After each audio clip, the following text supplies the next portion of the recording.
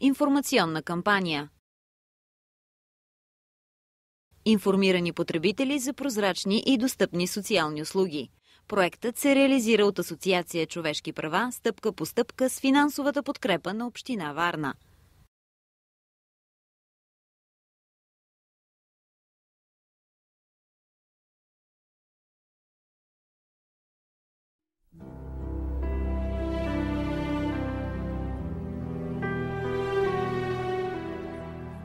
В моя случай, за да стълбите са трудно преодолими, поради тази причина от години не съм излязла.